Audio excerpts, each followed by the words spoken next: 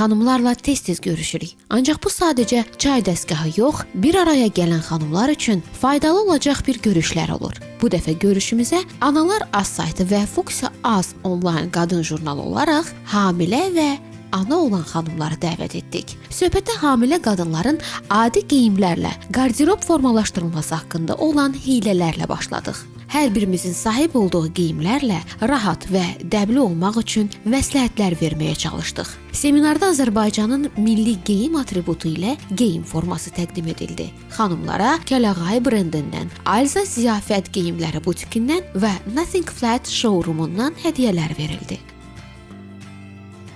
Daha sonra hamiləlik zamanı saçlar kəsilə və rənglənə bilərmi sualını Linda Estetik Mərkəzinin mütəxəssisi cavablandırdı. Linda Estetik Mərkəzindən olan daha bir mütəxəssis kosmetoloq xanım hamiləlikdə icazə verilən salon prosedurlarından danışdı. Xanımlardan birinə elə yerindəcə saç kəsimi, digər xanıma isə akva peeling edildi.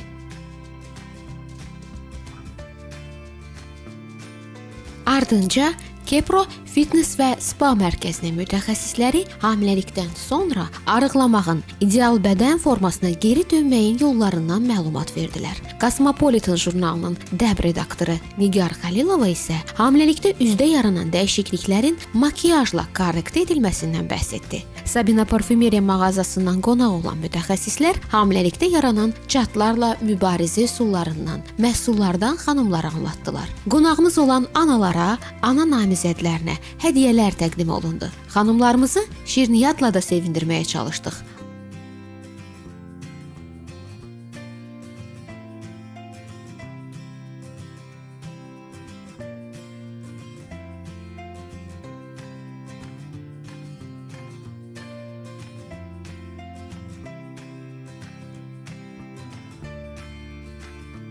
Ardınca Super Mama kurslarının hamiləlik psixoloqu Cərən Əvcən xanımlara depressiya və stresslə mübarizəyə yardım edən məsləhətlərini verdi. Yoga müəlliməmizlə evdə edə biləcəyimiz rahatladıcı hərəkətləri öyrəndik.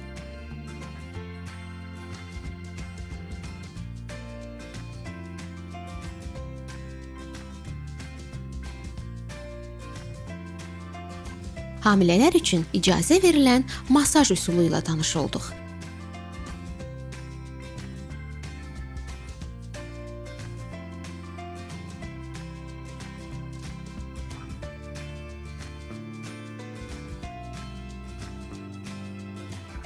Parfüm seçimində çətinlik çəkən xanımlarımız üçün isə Lavanda butikindən məsləhətlər və hədiyyə verildi.